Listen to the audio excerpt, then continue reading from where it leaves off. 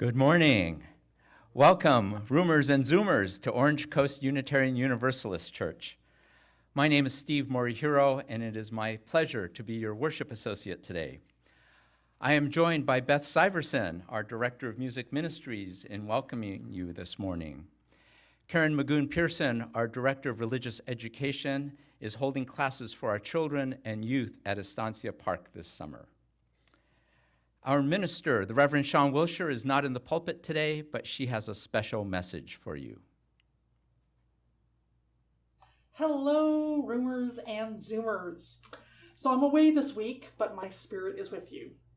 For those of you who are new to the church, maybe you're just checking us out or curious about Unitarian Universalism, welcome. Glad you're here.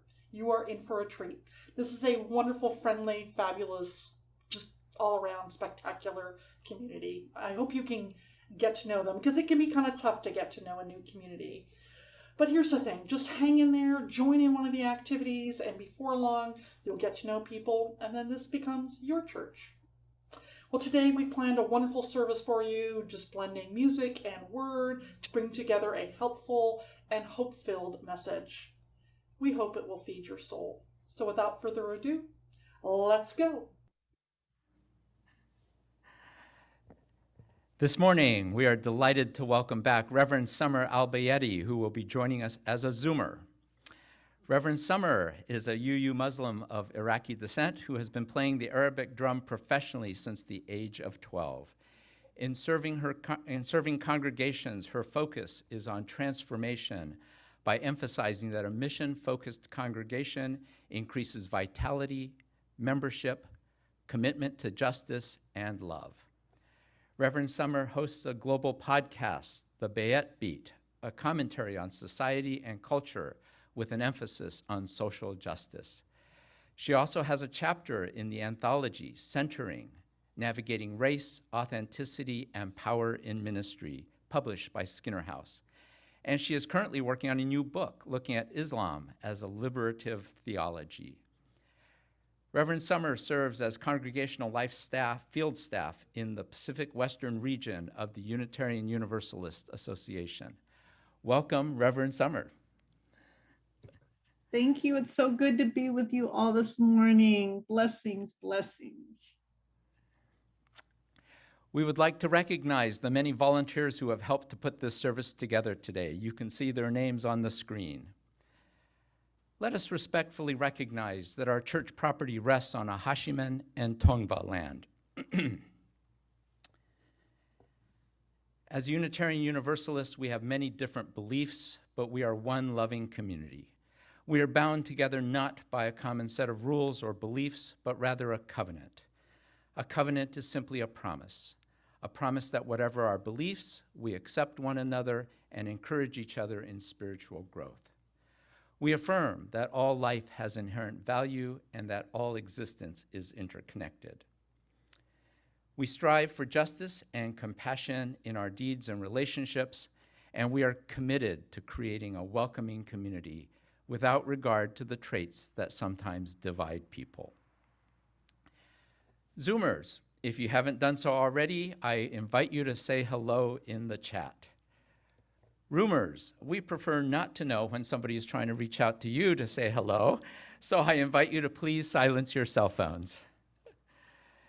Additionally, I'd like to remind the Roomers not to sing or hum along with Beth, even though you see the lyrics on the screen. Roomers can instead sway or do body percussion with the music and contemplate the lyrics. Zoomers, on the other hand, can sing to your heart's content. We will let you know in the future when we can all sing again during service. In addition to observing the COVID-19 protocol regarding not singing in Daniels Hall, we ask the Roomers to please maintain a minimum of 6 feet of distance between family units or pods. And we also ask the Roomers to keep your masks on both here in Daniels Hall as well as out in the courtyard after the service. If any of our Roomers would like to share a joy or a sorrow, or if you would like us to just light a candle for you, please fill out the slip that we handed to you and place it in one of the baskets between now and the offertory. During the offertory musical selection that Beth will be performing, the ushers will be picking up the joys and sorrows slips from the baskets. I want to extend a special welcome to visitors. If you are seeking a spiritual home, we hope that you will find it here.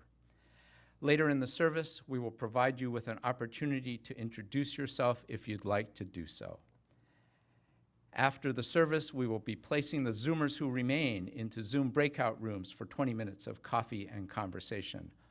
All the Zoomers are welcome to participate, and it's a great way to get to know people in the congregation. Let our service begin with the lighting of our chalice as we recite a chalice lighting for liminal times by our guest speaker, written by our guest speaker, Reverend Summer.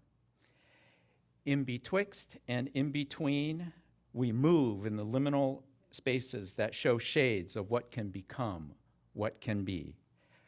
We light this chalice as a symbol of courage to move into that time of this and that, and not this and not that, with patience and faith and love and hope that this time will pass, like the sun that moves in between rising and setting, reminding us that beauty resounds in betwixt and in between.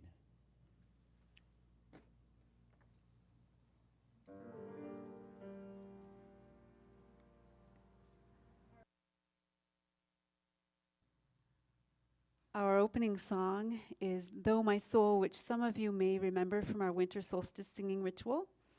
And I invite Zoomers to sing along, and roomers, I invite you to sit and meditate or find the meaning of these words for yourself. Though my soul may set in darkness, it will rise in perfect light. I have loved the stars too fondly to be fearful of the night, fearful of the night. Though my soul may set in darkness, though my soul may set in darkness, it will rise in perfect light. I have loved the stars too fondly to be fearful of the night, fearful of the night. Darkness, though my rise in perfect light, though my soul may set in darkness, it will rise in perfect light. I have loved the stars too fondly to be fearful of the night, fearful rise in perfect light. My soul may set in darkness, it will rise in perfect light. I have loved the stars too fondly to be fearful of the night, fearful of the night.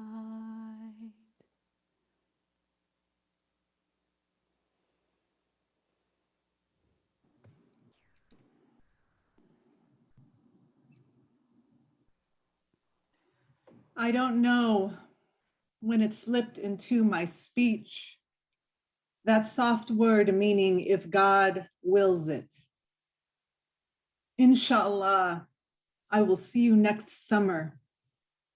The baby will come in spring, inshallah. Inshallah, this year we will have enough rain. So many plans I've laid have unraveled. easily as braids beneath my mother's quick fingers. Every language must have a word for this.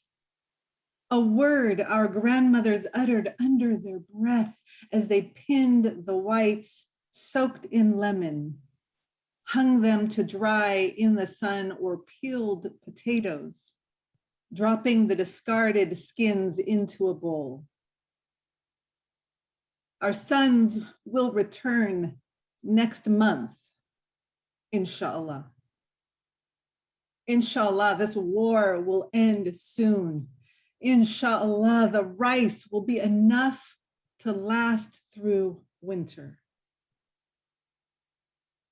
How lightly we learn to hold hope as if it were an animal that could turn around and bite your hand.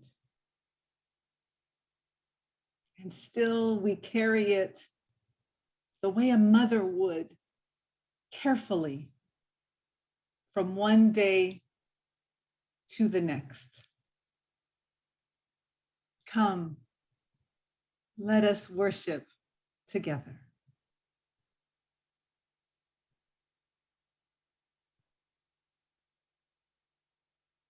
For each child that's born, a morning star rises and sings to the universe who we are.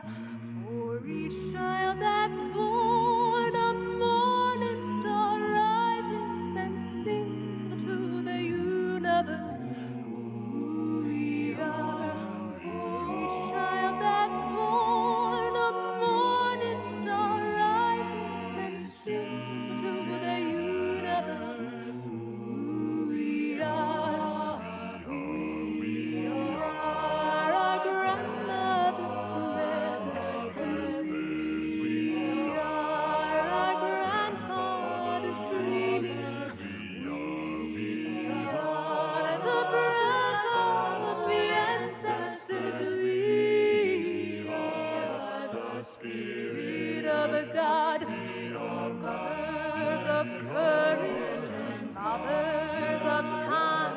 We're daughters of dust and sons of great visions. We're sisters of mercy and brothers of love. We're lovers of life and builders of nations. We're seekers of truth and keepers of faith. We're makers of peace and wisdom of ages.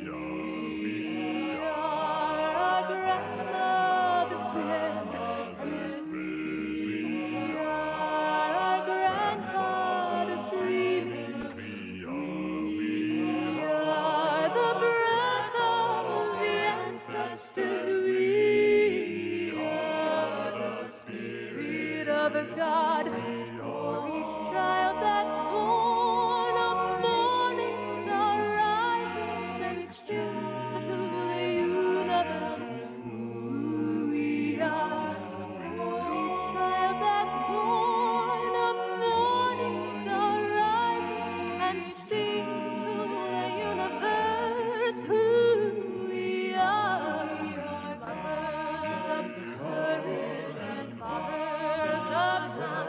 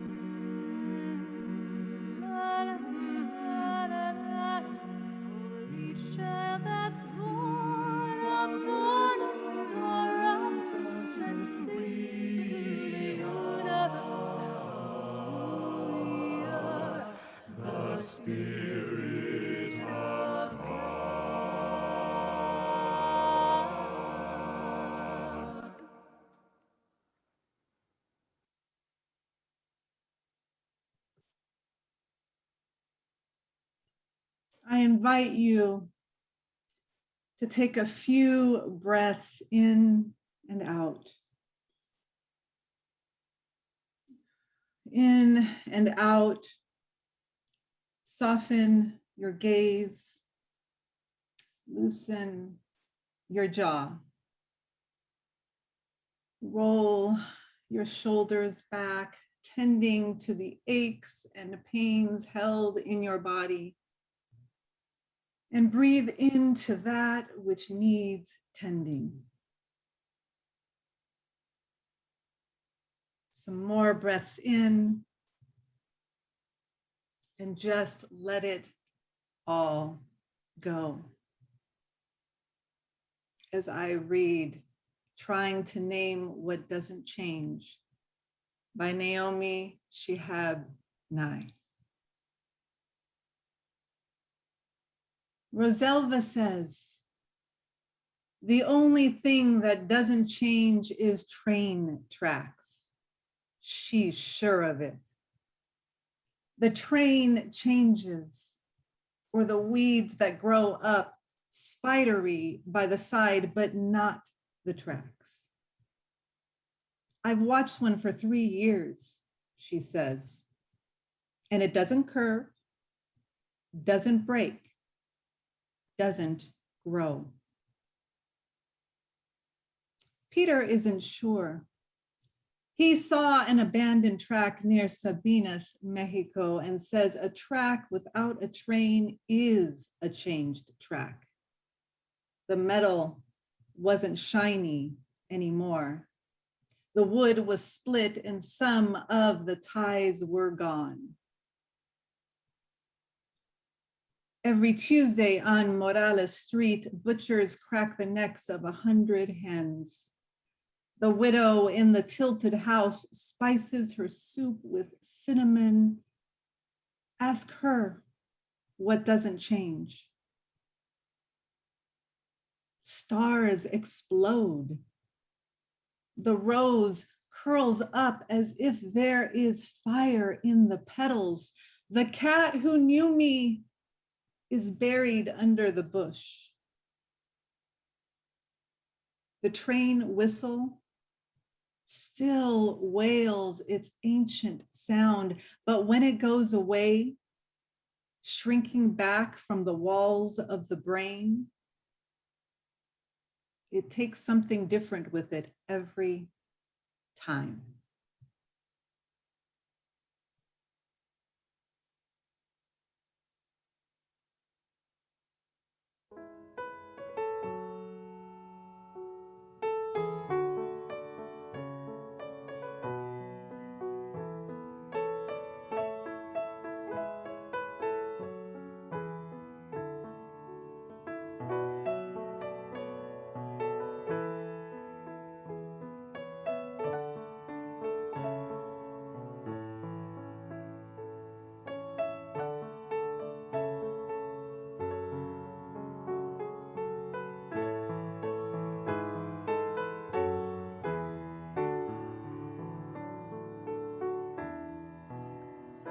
Please sing or sway with me. In this moment, in this place, I remember who I am, letting fear and worry fall away from me. I open my eyes and see there is only love. There is only love. Love that heals, love that sets us free. There is only love. Let's do it one more time. In this moment, in this place, I remember who I am, letting fear and worry fall away from me. I open my eyes and see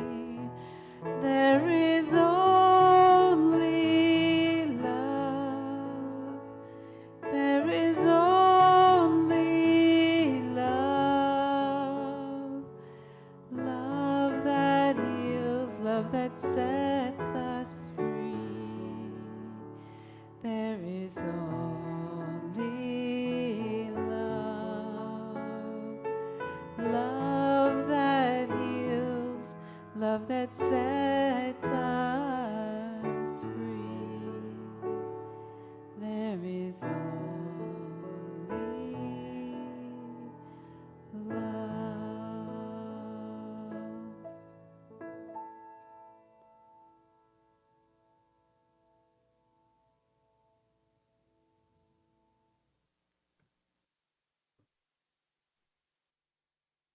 In June, we learned about the mass graves found at yet another residential school in Saskatchewan, Canada.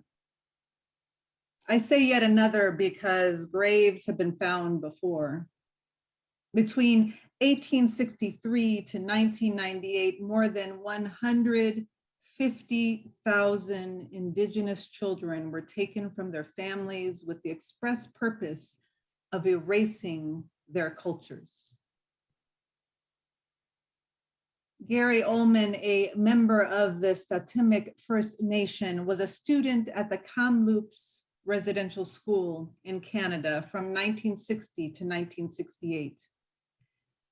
In a recent documentary by the Canadian Broadcast Corporation, Ullman spoke of the students who committed suicide by hanging themselves or ran away and got killed by trying to jump trains. Ullman referred to these memories as haunting and is triggered by the sound of a train whistle passing by. Theodore Fontaine, author of the bestseller Broken Circle, The Dark Legacy of Indian Residential Schools, remembers being locked up and punished for speaking Ojibwe. Fontaine was shamed for being Indigenous and experienced mental, physical, sexual, and spiritual abuse. One fifth grader asked Fontaine after a presentation about the experience in residential schools, "Will you ever be happy?" Perhaps the answer to that question came in the form of writing a memoir, because it is about healing and reconciliation and facing the traumas that left Fontaine emotionally frozen as a 7-year-old when leaving the school at the age of 19. Coleman and Fontaine are just a sample of hundreds of thousands of Indigenous children who were found in liminal states. In our own America, the same erasure and genocide was committed, creating generations of trauma, creating those in the in-between, not knowing who they are or where they belong, feeling as if they don't entirely belong with their families, their people, and not feeling as if they belonged with those who told them they were less than others because they were Indigenous. Still, in order to survive and thrive, they had to find a way forward and through. Oh, beloveds, we have just been through a time in liminality with a pandemic that kept us from our loved ones, from each other, a time in which some of us experienced such great losses, loss of family and friends. I know I did. Loss of income, loss of freedoms, loss of courage and faith. A time where we felt we were lost, not knowing what would come next, a time of confusion. And now here we are, trying to navigate what they call a new normal as COVID cases rise with the Delta and other variants. Perhaps some are feeling this liminal state will never go away. How do we have patience and faith that all will be okay? Sabr wa iman, or patience and faith, is an important concept in Islam. Sabr actually means more than just patience. It is acting with endurance, persistence, resilience. So I wonder, how can we become more resilient at this time? How can we have more faith? Many years ago, a friend in Iraq sent me a picture of the remnants of a car bombing. This car was located on the same street taken to walk to work, not far from the family home. That picture has always stayed in my mind, and I wondered how Iraqis had so much faith when at any moment they could lose everything. Their country, the beloved country of my father, was different. It had changed. The word sabr is frequently mentioned in the Quran and is related to many other words. And one could say that it is then an internalized part of the Islamic culture, an attribute that is important to embody. To be patient, persistent, and resilient is one part of being faithful as a Muslim. Thus, embodying sabr wa iman, patience and faith in your daily life is a part of what it means to survive one of the most anxiety-provoking times, that of a post-war society where many groups vie for power and people you don't know enter your country to corrupt and terrorize. My friend had a dream to obtain a PhD and study out of the country. Eventually, achieving that dream did not come without a cost. Loss of a father and sister, being threatened with death, having to go into hiding. These were just a sample of such a cost. I've never seen so much resilience in the face of so much loss and fear. But with patience and faith, with persistence and faith, with resilience and faith, they are still alive today and studying abroad for a PhD. Oh yes, patience and faith. In our reading for today, Naomi Shihab Nye tries to describe change.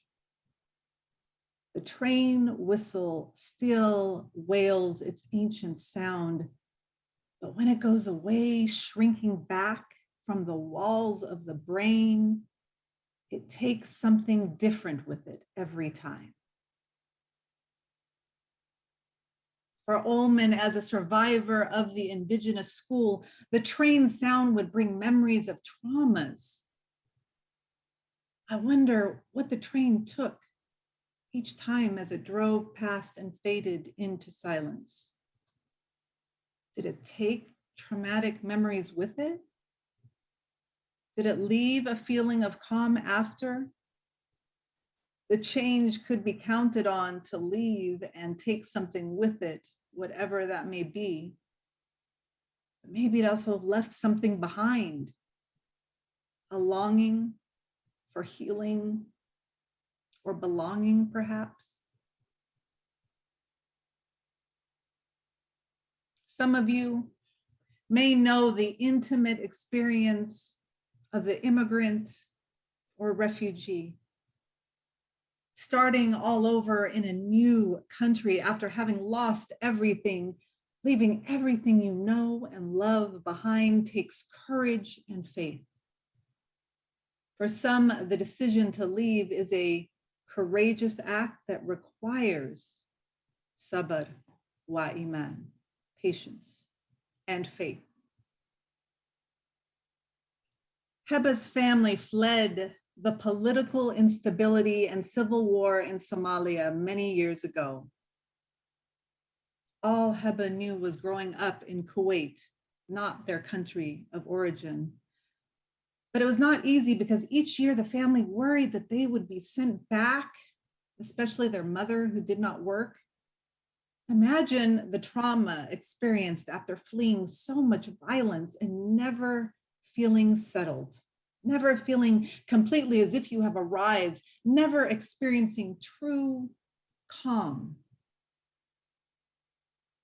After 30 years of residing in Kuwait and with no way to secure their future, constantly living in a liminal state, neither here nor there, as guests in a foreign country, knowing they could be kicked out at any moment, they finally applied to journey to America to secure a path to citizenship in a new country.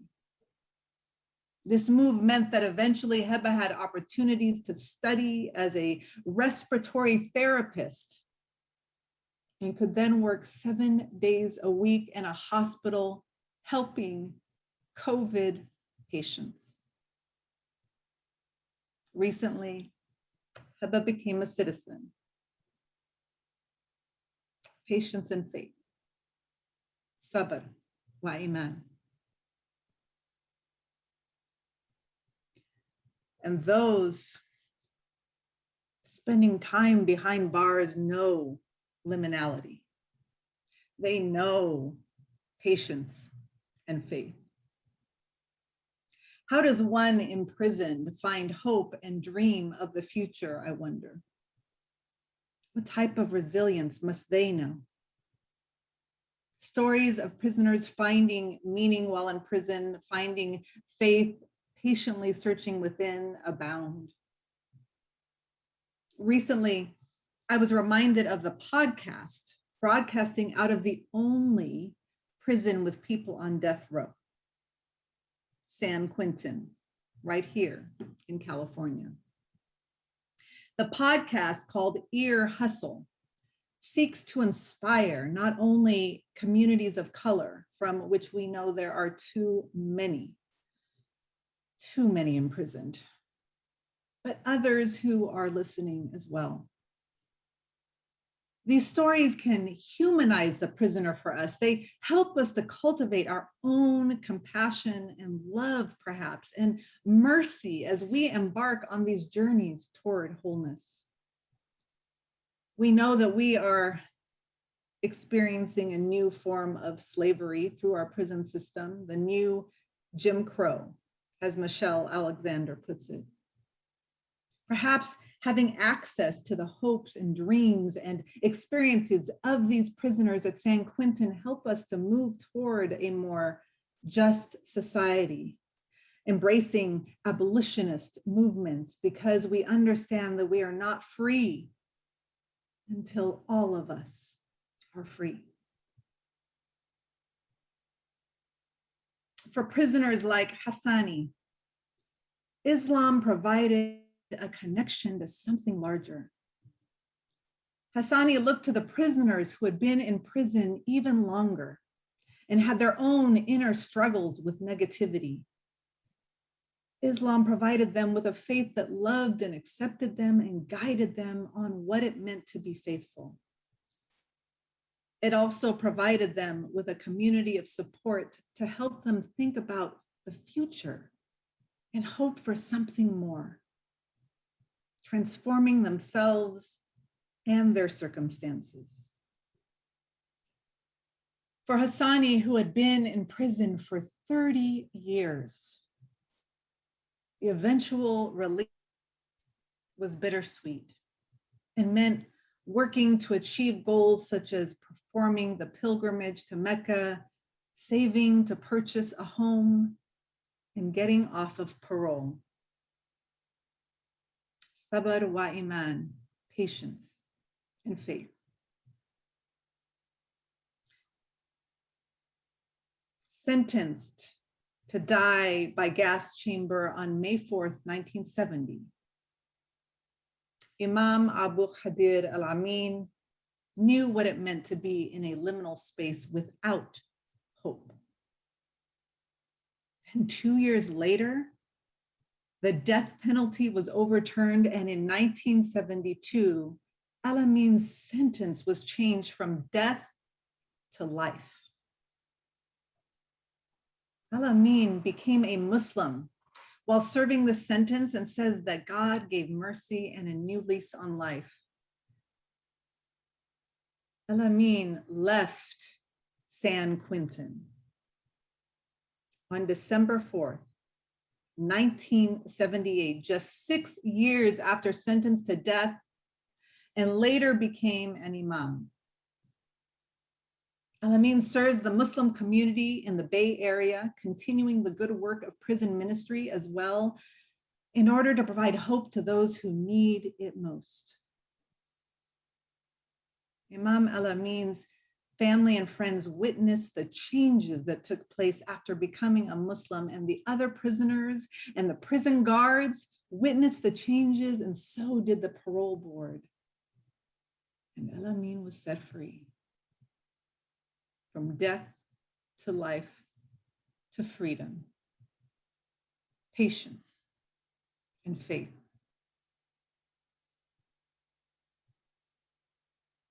But you know, sabr is not only connected to faith, iman.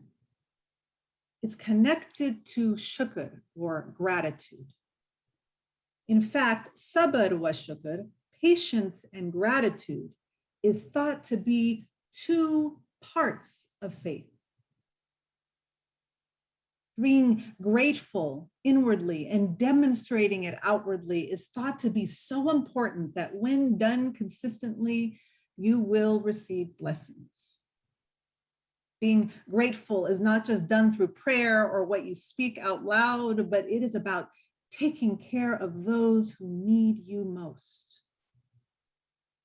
It's an act of gratitude, demonstrating that you are grateful for what you have and want to share it with others. Now, there is a whole new community of Muslim Americans who recognize that for so long, the stories of immigrants have been the dominant narrative. This new crop of millennial Muslims, having lived with the effects of post-9/11 narrative, are creating a new one, a narrative that rejects the immigrant narratives as the only one to tell. They realize that with 1.8 billion Muslims worldwide, the American Islamic community is not a monolith, comprising people from all over the world, from Africa to Europe to Asia to the Americas, who all have their own stories to tell. In fact, there have been Muslims in this country since the time of slavery, and about a third of US-born Muslims are Black. Suad Abdul Khabir, author of Muslim Cool, Race, Religion, and Hip Hop in the United States, referring to the Black Muslim community, says, not only are we losing the generation before us and their leadership, but we are also being sort of erased. Thus, Khabir says Black Muslims are reclaiming their identities as opposed to defining them.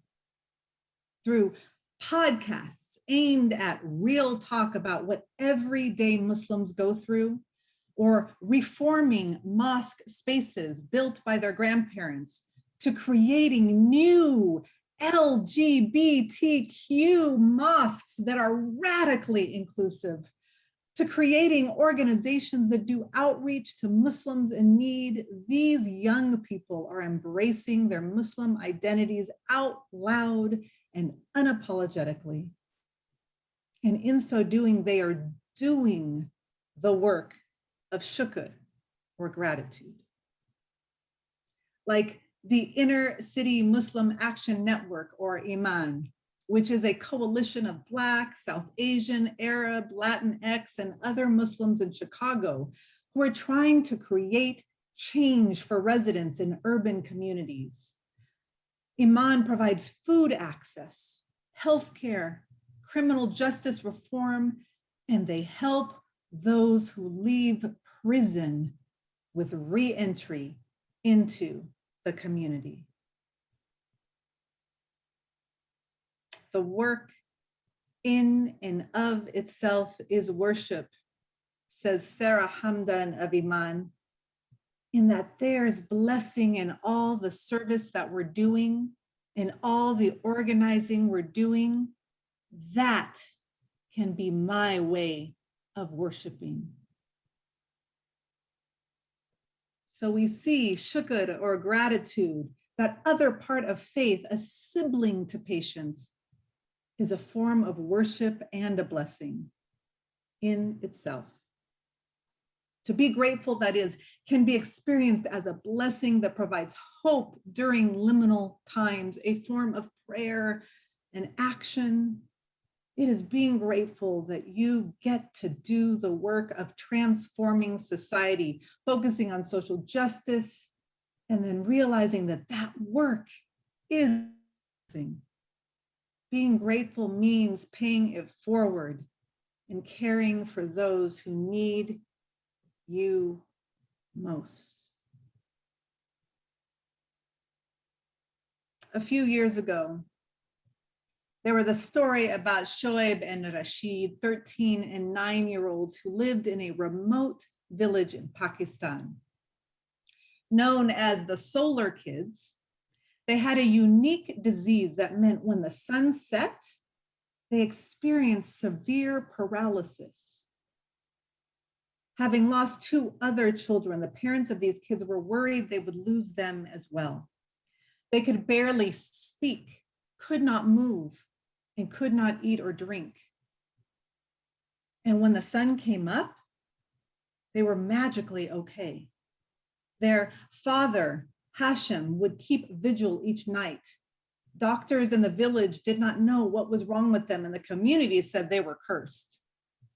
The situation felt hopeless, yet Hashim kept praying, hoping, having faith, enduring and being patient that that miracle was to come. And it did.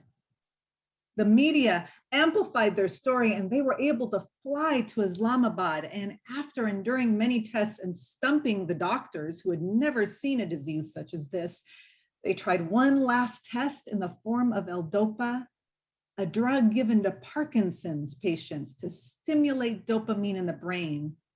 And this worked. And now these kids have a new normal life where they can last until 10 p.m. before experiencing the symptoms that kept their whole family in a liminal state for 13 years. Patience and faith. Patience and gratitude. Sabr wa iman wa shukr. Beloveds, as we navigate this new normal in this ever-present time of liminality, like Ullman, some of us may experience the triggers that all these changes bring. What can we learn from these stories of resilience? Perhaps this poem by the lovely poet of our reading today will help. It's called Gate A4 by Naomi Shihab Nye.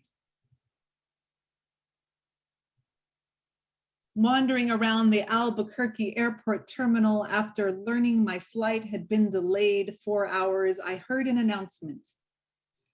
If anyone in the vicinity of Gate A4 understands any Arabic, please come to the gate immediately. Well, one pauses these days.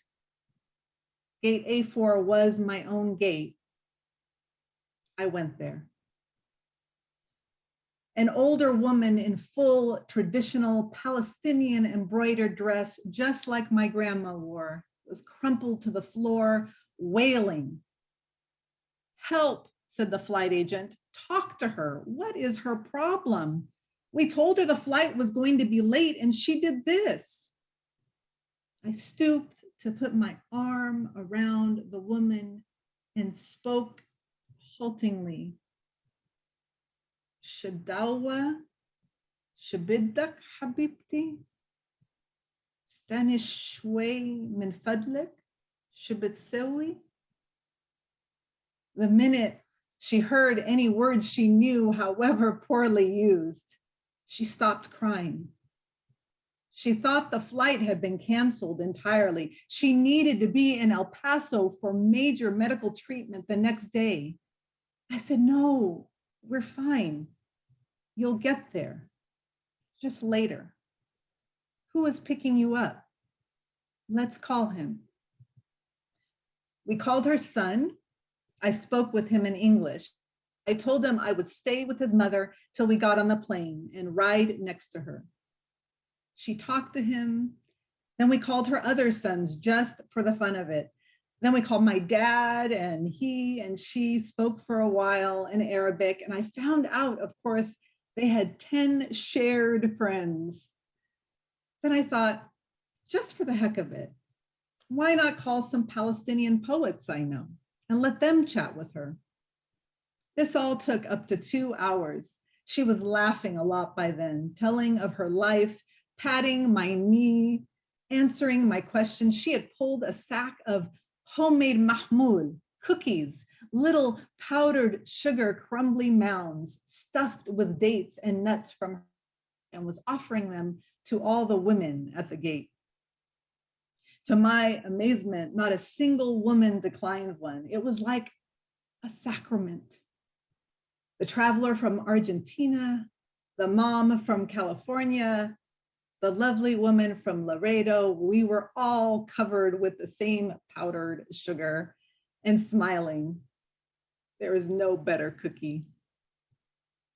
And then the airline broke out free apple juice from huge coolers, and 2 little girls from our flight ran around serving it, and they were covered with powdered sugar too. And I noticed my new best friend, by now we were holding hands, had a potted plant poking out of her bag. Some medicinal thing with green furry leaves, such an old country tradition. Always carry a plant. Always stay rooted to somewhere. And I looked around that gate of late and weary ones, and I thought, this is the world I want to live in. A shared world. Not a single person in that gate, once the crying of confusion stopped, seemed apprehensive about any other person. They took the cookies. I wanted to hug all these other women too. This can still happen anywhere. Not everything is lost.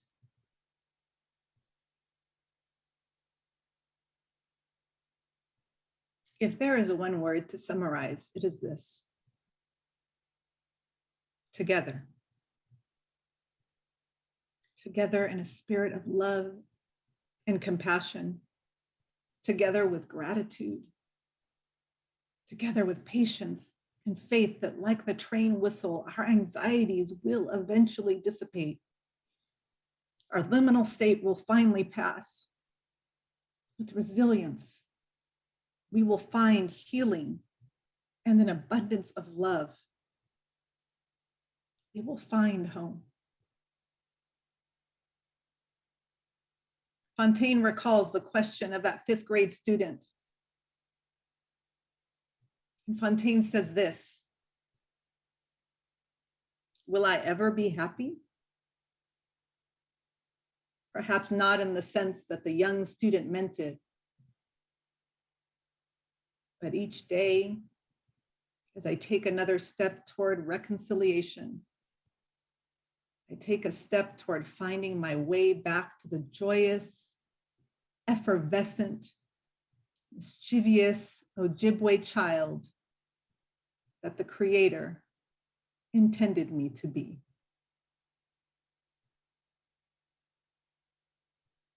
May it be so, inshallah.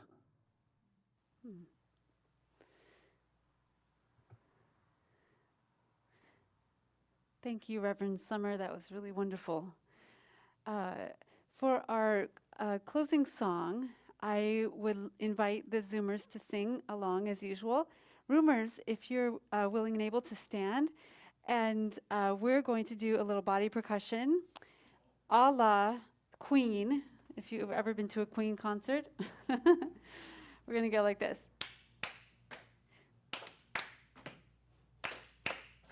And just keep that going. Fill my days with blessed unrest, and my nights with dreams of justice. Make me a vessel for the turning of the tide. Oh, I am waking up to find my world between the dying and being reborn. I see what is, and I see what could be.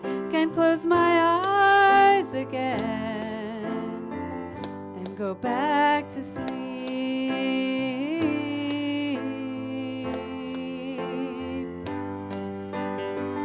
Fill my days with blessed unrest, and my nights with dreams of justice.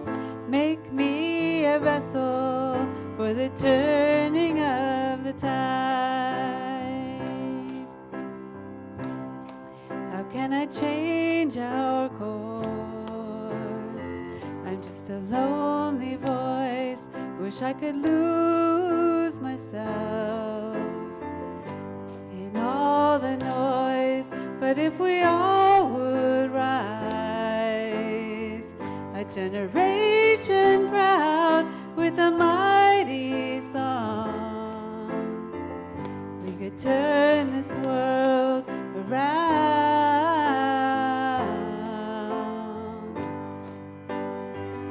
Turn my days with blessed unrest, and my nights with dreams of justice. Make me a vessel for the turning of the tide.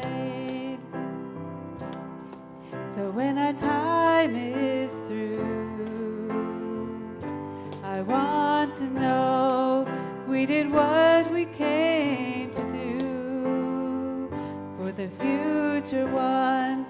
So in our darkest days,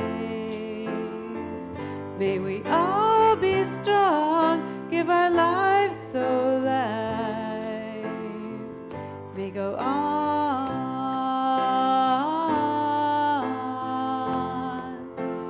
Here we go. Fill my days with blessed unrest, and my nights with dreams of justice. Make me a vessel for the turning of the tide. Fill my days with blessed unrest, and my nights with dreams of justice. Make me a vessel for the turning of the tide.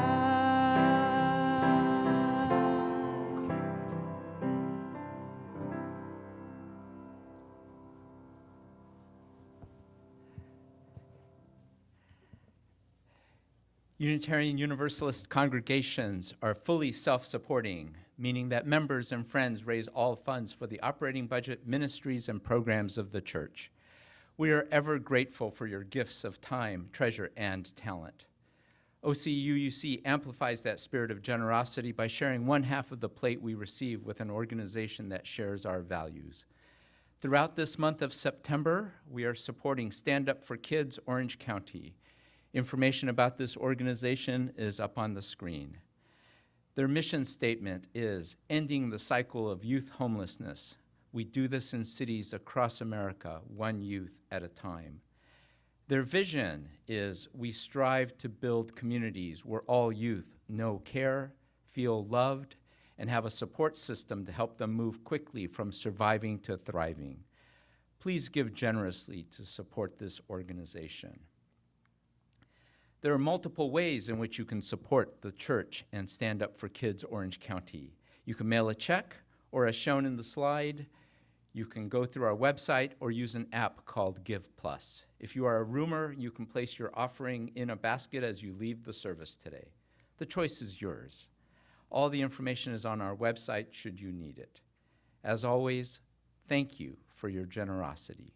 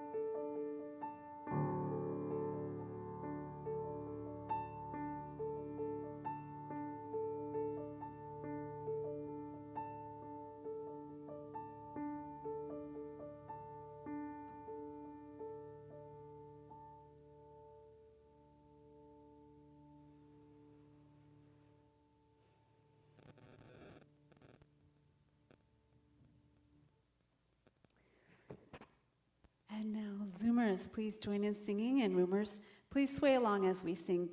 We gather together, a song that puts our intentions into words and expresses our gratitude for the many gifts we share. We gather together, we gather as one, for peace, love, and justice for everyone. We give from our hearts to show that we care. We can change lives with what we share.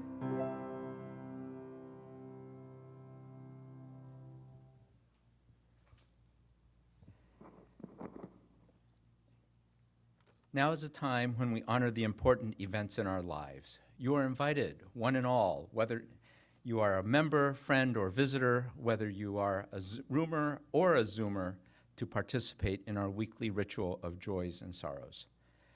Perhaps you have come here today holding something close to your heart, moments from the last days or hours that have struck you at your core. If you'd like to honor such a profound joy or sorrow, you are invited to do so. I would also like to invite Lori Kluge up to the front to light the candles for you. If you are a roomer and haven't yet placed your joy or sorrow in a basket, you can do so now. An usher will pick up the basket in a moment. If you are a Zoomer, you can write your joy or sorrow in the chat, or simply write, "Please light a candle for me," if you prefer not to share the details. Let us take a few moments in a spirit of silence as Beth plays some music and the ushers retrieve the baskets.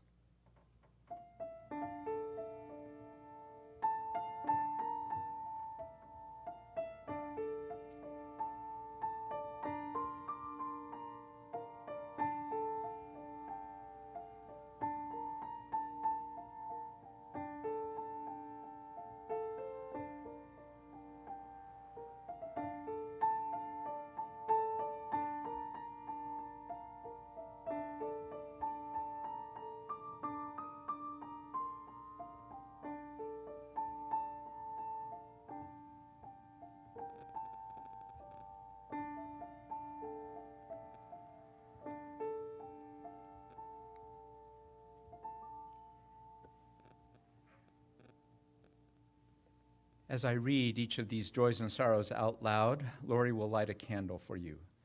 Please hold each of these joys and sorrows in your heart, silently offering healing or celebration as you feel called and according to your own beliefs.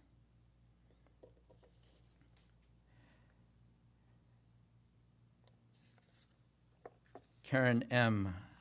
has a candle of concern.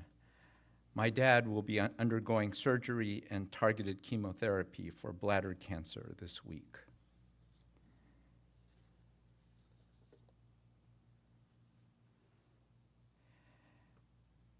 Matthew P. has a candle of joy. This week, during Burning Man, I have been doing research and soul searching. I believe that the spirits are guiding me to paganism. Thank you all for joining me on my journey and providing a place of acceptance. And on Zoom, we have Valerie K. asks us to please light a candle. Ken A. has a candle of thanks. Thankful for summer and today's meaningful and much needed service. And Peggy P. asks us to please light a candle for her.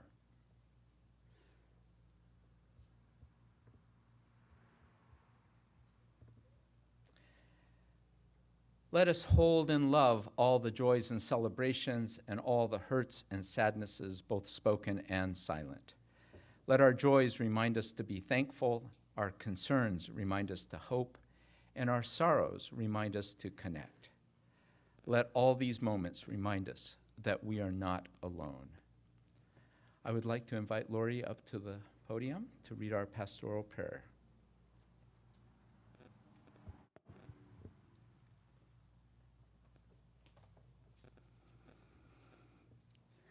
Let's all take a deep breath.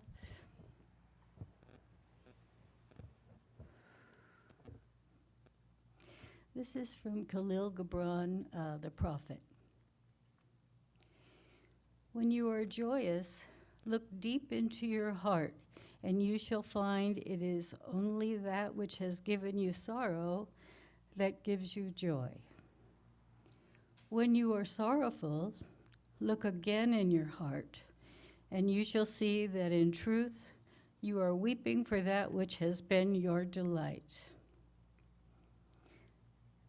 Some of you say, joy is greater than sorrow, and others say, nay, sorrow is the greater.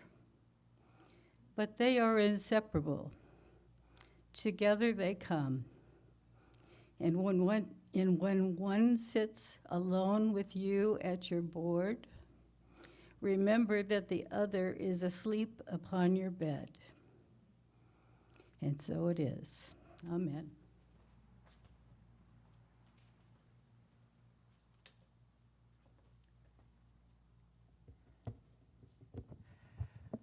Let us join together as we extinguish the flame of our chalice and say, we extinguish our chalice, but not the light of truth, the warmth of community, or the fire of commitment. These we carry in our hearts until we are together again. Thank you for joining us this morning. We are a congregation made up of people who all believe differently, And yet, when we gather together, whether we are in the room or on Zoom, we make up one loving community. We need not think alike to love alike. If you are a guest, a visitor, or someone who hasn't yet been known to us, I invite you to become part of this beloved community. We encourage you to either write in the chat for Zoomers or for Roomers, stand for a brief moment and tell us your name and where you are from. If you are here in Daniels Hall, we will bring a microphone over and hold it for you. Please speak toward the microphone so that our Zoomers can hear your name and where you are from. Let's see.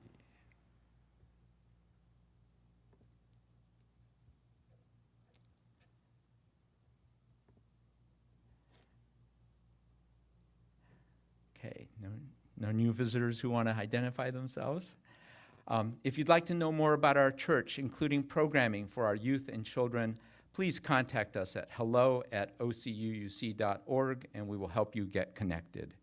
In addition, we invite you to sign up for our weekly email called The Blast at blast@ocuuc.org. We want everyone to feel a part of this beloved community, so please reach out and we will help you get connected. After the service, we will have a short period where everyone, Roomers and Zoomers alike, can wave and say hello and welcome any visitors. The Zoomers who remain will be placed in the Zoom breakout groups for 20 minutes. We invite you to check in and get to know the people in your group. Here are the announcements of meetings and activities that we have going on in the life of the church. Today at 12:15, the Atheists, Humanists, Agnostics group, the AHA group, will be meeting on Zoom. Next Sunday, we will be having our water ceremony worship service, so please bring water for that service. Also, we will be welcoming Reverend Sean back from her sabbatical. We also have a save the date announcement up here. We will be hosting our annual free flu vaccine clinic on Saturday, October 2nd. I'll now turn our virtual podium over to Reverend Summer to close our service with a benediction. Thank you.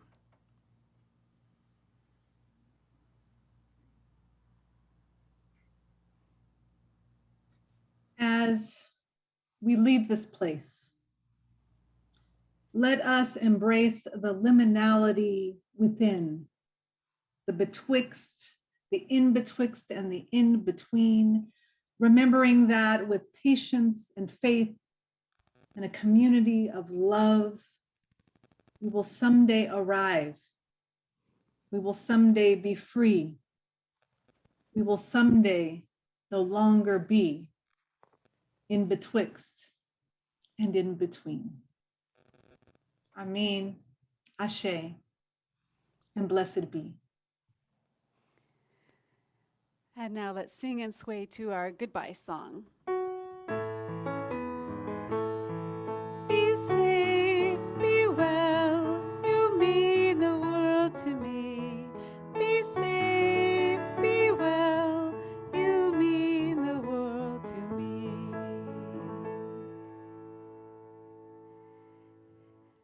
And now this service is over. Let our service continue.